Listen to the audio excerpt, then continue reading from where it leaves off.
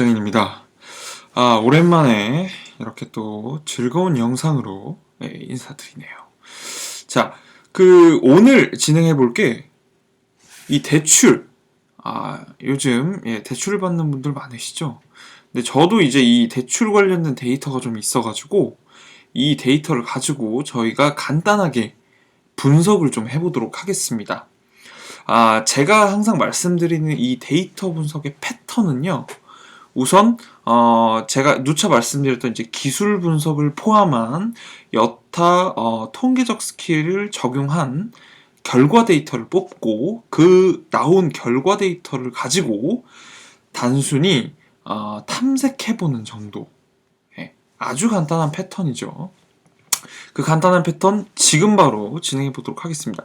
자, 이 코드는 코드를 이제 입력하실 때는 천천히 그냥 하나하나 쳐보시면서 진행하셔도 되기 때문에 영상을 멈추셨다가 쳐보시고 요런 방식으로 조금 해보시길 추천드릴게요. 자, 제 영상을 많이 보신 분들이라면 이 앞부분은 제가 굳이 이제 설명을 드리지 않아도 아실 수 있습니다.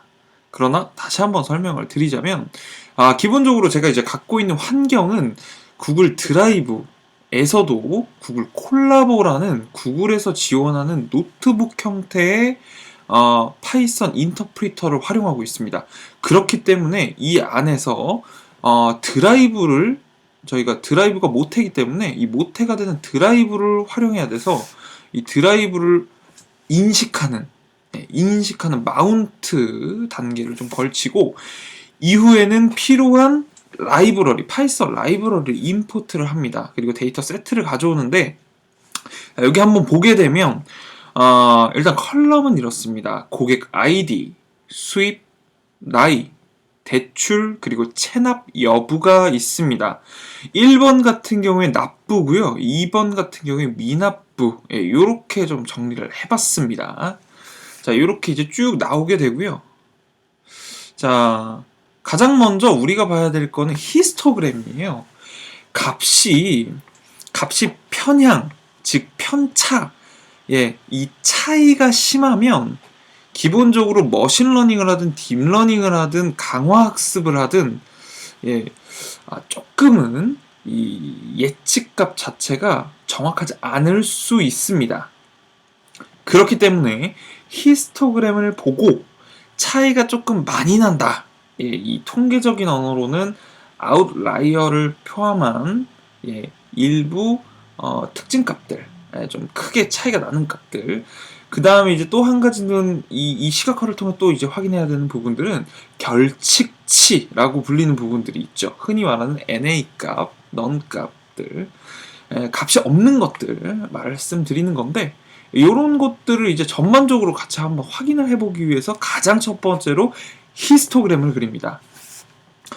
히스토그램을 이렇게 이제 출력을 해봤습니다. 자, 요거는 이제 고객 아이디죠. 아이디는 당연히 균일 할 수밖에 없습니다.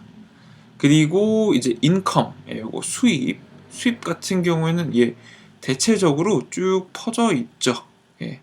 안정적으로 퍼져 있고, 그 다음에 이제 나이를 보게 되면은 20대에서 60대까지 골고루 이제 분포가 되어 있는 것을 확인할 수 있습니다.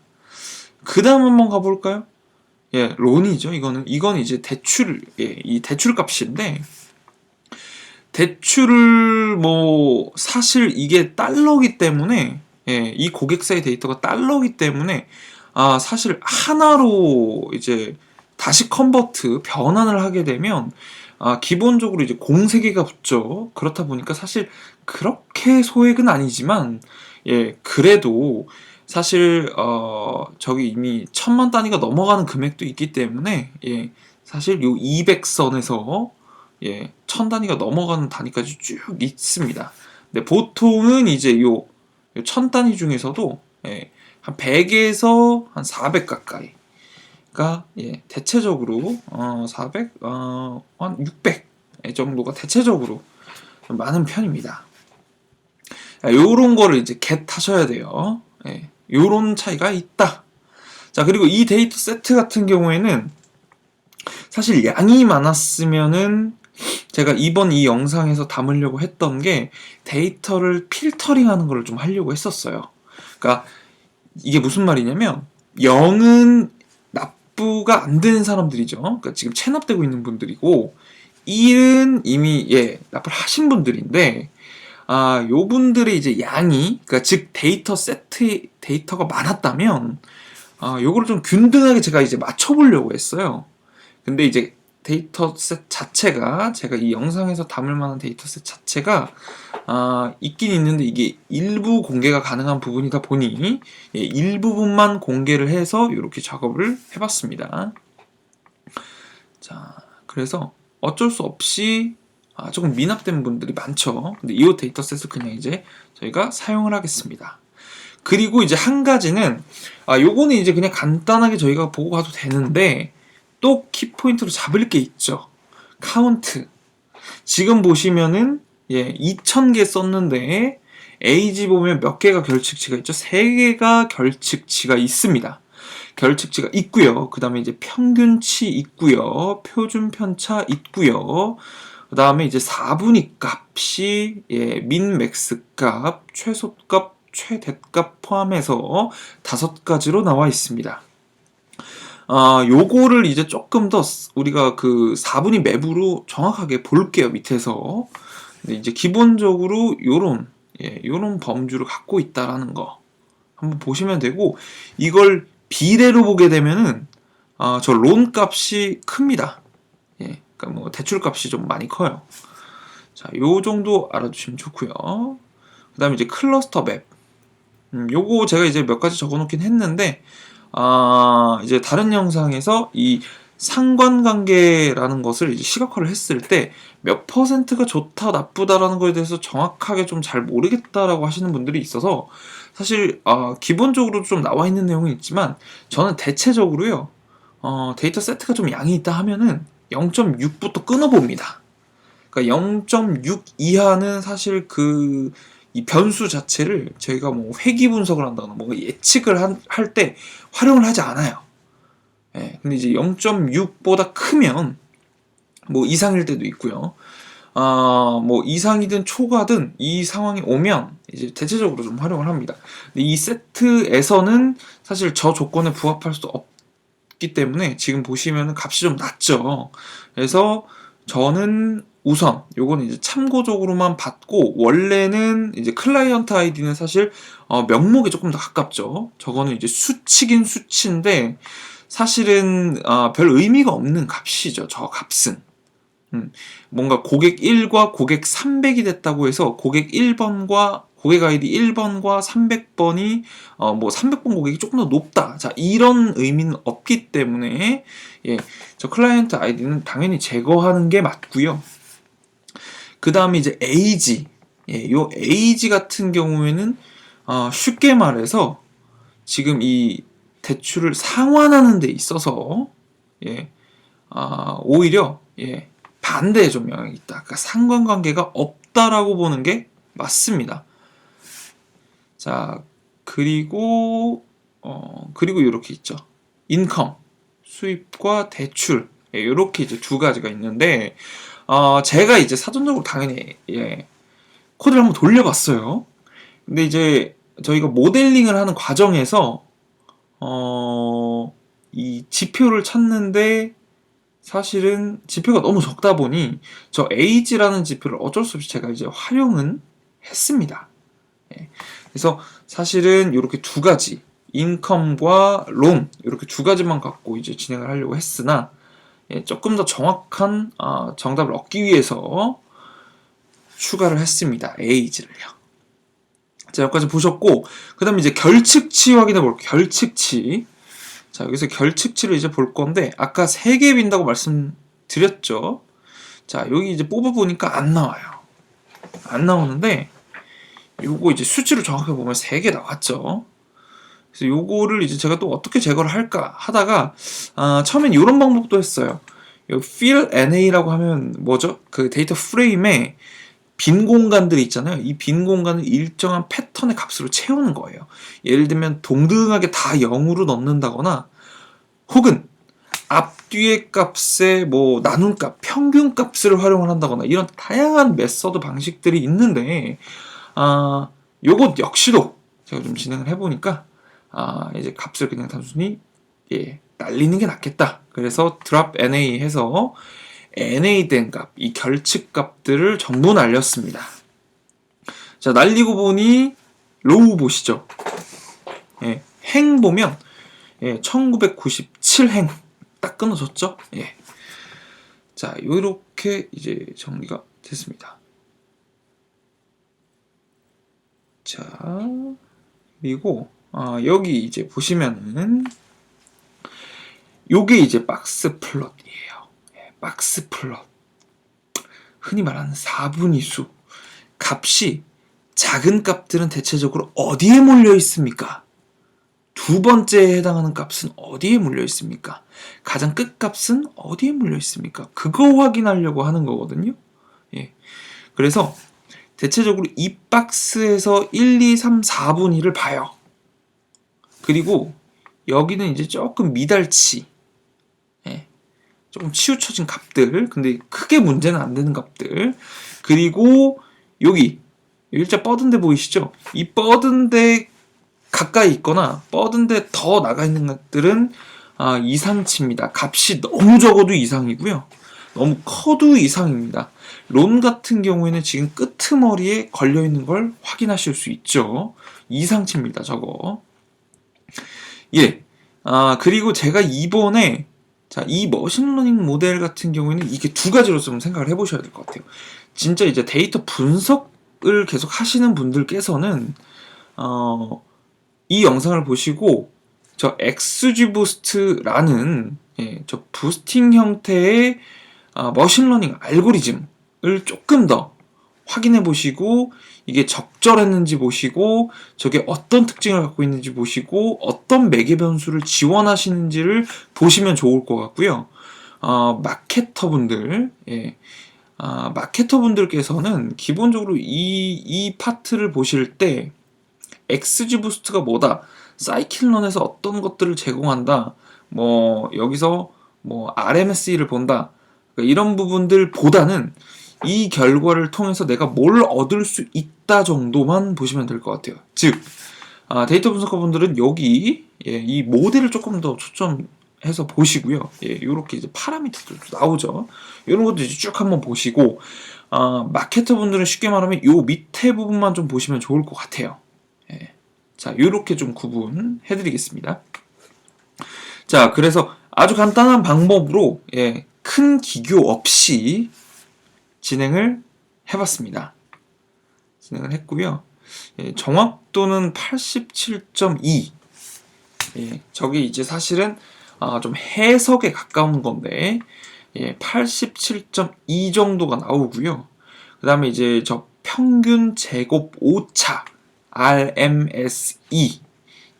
RMSE는 앞선 다른 영상에서도 설명을 드렸지만 다시 한번 말씀을 드리자면 평균적으로 우리가 여러 결과값들의 가장 가운데 선을 하나 그어요. 이 선이 바로 회기선이고요. 이 회기선에서 발생하는 이 차이의 평균을 잡은 거예요.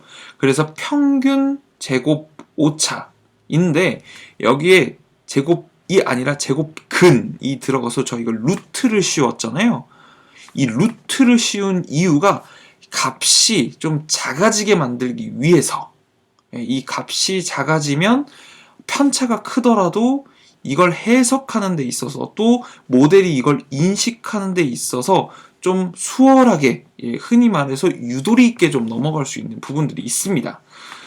그래서 기본적으로 데이터 세트가 이 차이가 조금 심할 때,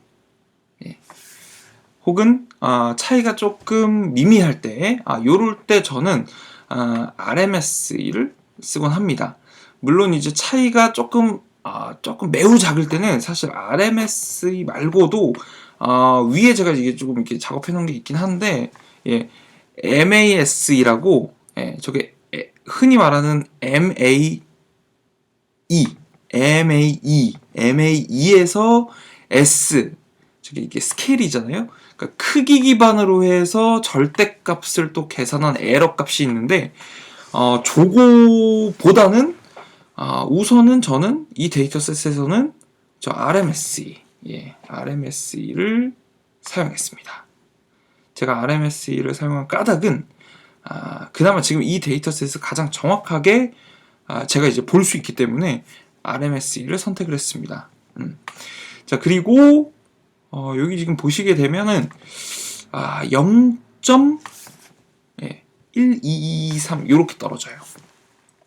이 값이 RMSE는요, 이게 값이 수십이 될 수도 있고 수백, 수천이 될 수도 있어요. 차이는 얼마나 벌어질지 모르는 겁니다. 모르는데 이제 값을 보게 됐을 때 기본적으로 이제 0, 1 이하, 0.12223 뭐 이런 식으로 이제 떨어지게 되면 사실 작은 값이긴 한데, 저는 이제 정말 작은 값이라고 표현을 한다면 사실 소수점 5자리까지 가요. 0.000001 뭐 요런 식까지 제가 이제 가게 되거든요. 그러니까 요렇게 이제 값이 뚝 떨어진다고 보면 거의 오차가 없는 거죠. 그러니까 뒤에 사실은 0 하나에서 2개 정도는 붙어야 와 진짜 제대로 나왔는데 가가 되는 겁니다.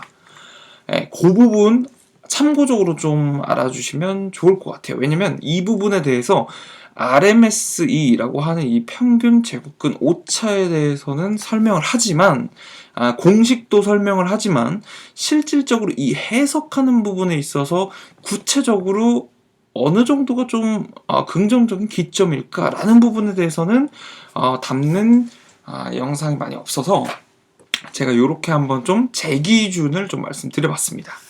이렇게 이제 결과가 나왔죠. 자, 그리고 이제 제가 요거를 랜덤하게 값을 돌렸어요. 이제 자, 저희가 쓴 값이 3개죠.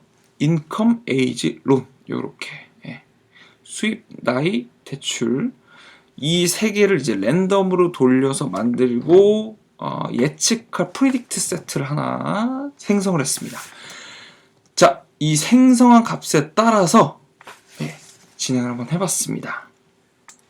저는 수입, 나이, 그다음에 대출액 요걸 기점으로 해가지고 나열을 했고요.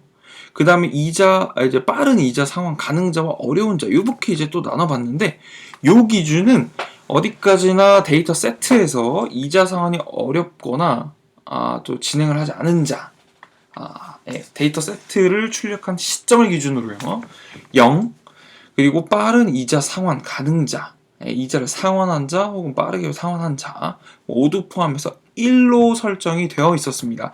그래서 빠른 이자를 1, 빠른 그 상환을 빨리 한 사람을 1, 그다음에 상환을 못한 사람 0으로 뒀습니다. 그래서 이렇게 해서 이제 쭉 출력을 했어요. 그 결과가 나왔겠죠? 이 결과를 저도 봤겠죠? 근데 이제 여기서 하나가 추가됐죠? 바로 대출 대비 수입비입니다. 그러니까 즉 이제 수입에서 대출을 나눈 건데, 저는 왜 이 B를 가져갔을까요? 이 B를 가져간 게 이제 저는 제가 해석하기 위한, 제 해석을 조금 더 편하게 하기 위한 새로운 하나의 지표를 만들었습니다. 대출 대비 수입 B라고 제가 지표를 하나 만들었어요. 그러니까 이 지표를 만들어 놓고 이제 B를 봤어요. 쭉 보다 보니 이상한 점이 있습니다. 자, 대체적으로 이 데이터셋을 딱 보면요. 자, 여러분들도 이제 이런 형태로 해서 쭉 뽑아보시면 아시겠지만, 나이가 어릴수록 이자 상환이 가능한 사람이 많아요. 즉, 한 20 중후반에서 30 초반대. 근데 요 제가 말씀드린 부분 있잖아요. 그럼 이렇게 인사이트를 뽑으면 되겠다라고 생각하겠지만, 쭉 보다 보면, 나이가 지금 딱 제가 타겟으로 말씀드렸던 20대 중반에서 30대 초반 분들이 이자 상환이 어려운 경우도 있어요. 이게 왜 그럴까? 라고 해서 봤거든요. 그래서 이거를 내가 조금 더 해석할 수 있는 지표가 뭐가 있을까?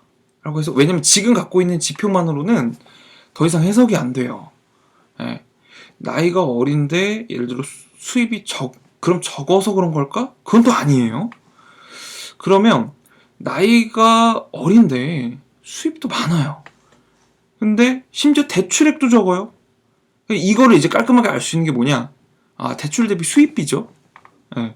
그러니까 보통 이제 제가 번 돈에 등분을 하게 되죠. 이게 B니까 이제 다 쪼개면 이제 등분이 되죠. 그럼 이 등분된 값 중에 이 값이 많으면 많을수록 사실 적게 제가 빌린 거잖아요. 예를 들어 이 고객님을 한번 보게 되면은 자, 거의 한 49,000달러가 수입이에요. 나이는 28으로 좀 젊으신 이제 젊으신 쪽에 좀 이제 속하고 대출액을 보면 2,000달러고요. 자, 이거를 뭐 계산해 볼 수 있겠지만 깔끔하게 그냥 자동으로 이렇게 돌려서 보게 되면 24예요. 예, 그럼 24분의 1을 빌린 거예요. 굉장히 적죠. 나이도 어리시고 수입도 많으시고 대출액도 적으시고 근데 왜 이자 상환이 어렵냐라는 겁니다. 예. 이래서 이 이자 상환이 어려운 경우를 저는 이제 최종 제 이제 리포트를 담아둘 때는 왜 어려운지에 대해서는 사실 이 심리적인 이유와 또 다른 이유를 뒀습니다. 그 이유가 바로 흔히 우리 이렇죠. 자, 예를 들면 제 주변에 그렇게 많지는 않은데 빈번하게 보이는 패턴이 있어요. 왜 흔히 돈을 조금 이제 벌게 되면은 그러니까 조금 어린 나이에 사실 조금 수입을 벌게 됐을 때 일부분 이 수입을 어느 정도 수입을 갖고 있기 때문에 이 수입 이상의 지출을 하게 됩니다. 흔히 말하는 사치성 지출을 하게 되죠. 이 사치성 지출은 기본적으로 나와 있는 나이대가 좀 어리고요. 대출액이 적습니다. 자, 이런 패턴을 갖고 있는 형태가 대체적으로 이제 대출 업계에서 이제 부르는 이자 상환이 어려운 패턴 중에 하나라고 합니다. 근데 이 패턴은 저는 이제 정확하게는 모르죠. 근데 이 패턴이 있다라는 거는 이제 업계에서 알고 있기 때문에 이 부분을 제가 이제 짚고 이 부분과 같이 해석을 해서 보니 나오는 겁니다. 그래서 이제 2번 같은 게 나온 거예요. 이 앞에 2번이요. 자, 제가 이제 쭉 말씀드린 거를 텍스트로 일목요연하게 다시 정리해서 말씀드리면 1번 수입 여부와 관계없이 나이대가 높을수록 이자 상환이 어렵다. 반대는 뭐다? 낮을수록 이자 상환이 쉽다. 여기서부터 이제 시작을 한 거예요. 그러고 나서 데이터 세트를 조금 더 분류해서 확인을 해보니 수입이 많고 나이대가 어려도 대출 대비 수입비가 적은 경우도 예외적으로 이자 상환이 어렵다. 그러니까 이건 이제 할 말이 없는 거죠. 그러니까 이 할 말이 없는 경우 이제 두 가지로 나가야죠. 도메인 지식 전문가에게 확인을 해봐야 되고요. 그러니까 그 업계 담당자한테 물어봐야 돼요. 그 업계의 패턴, 이런 경험에서 나오는 이런 패턴들이 있죠. 이 패턴들을 조금 녹여낼 필요가 있고요. 두 번째는 그 패턴을 찾았거나 혹은 그 패턴을 찾을 환경이 안 되면 새로운 지표를 여기서 찾아내야 됩니다. 이 지표를 새롭게 개발하는 방법론에 대해서도 제가 이제 조금 준비 중인데 그 준비 중인 영상이 컴플리트 되면 그 영상에서 좀 한번 담아보도록 하겠습니다. 그래서 저는 전자와 후자의 경우 중에 전자를 이제 활용을 했죠. 이자 상환이 저 상황에서 왜 어려울까? 그래서 저 상황이 이제 어떤 심리적인 이유에서 발생을 했다라고 저는 이제 확인을 한 거죠. 그래서 다시 이제 1번, 2번이 나오는데 저는 이제 1번, 2번이 이제 결론이에요. 수입이 작거나 중간 정도이고 대출액 자체가 일정 부분 수입의 비례를 차지하며 나이가 어린 고객일수록 대출론을 사용함과 동시에 빠르게 갚아나갈 수 있는 유리한 고객이다.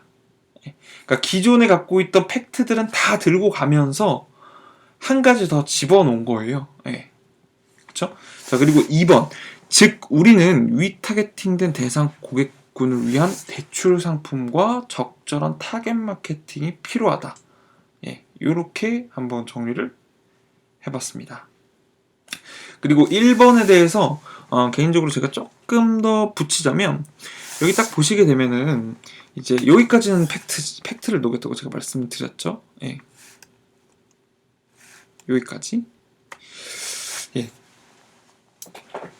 자, 그런데 여기 이제 2번 같은 경우에는 어쨌든 조금 예외 데이터 외에 나온 어떤 업계의 경험이기 때문에 이 경험을 다시 생각해 봤을 때도 사실 1번 같은 경우에는 반드시 가져갈 필요가 있기 때문에 1번과 2번을 배합해서 마케팅 전략을 짰고요. 그리고 1번을 특히 좀 배합을 해서 대출 상품을 저는 이제 사실 대출 쪽을 잘 모르긴 하는데 대출 상품을 요렇게 좀 구성을 해보시는 게 어떨까요 해서 상품 기획을 무슨 기획서급은 아니고 상품 기획 정도를 좀 해가지고 전달 드렸던 적은 있습니다. 그래서 요렇게 이제 한번 정리를 해봤고 여러분들께서도 이 영상을 통해서 필요하신 부분들은 조금 겟하시고 조금 애매한 부분들은 한번 깔끔하게 정리를 하시거나 뭐 질문 남겨주시면 저도 제 나름대로 또 답변을 드려보도록 하겠습니다.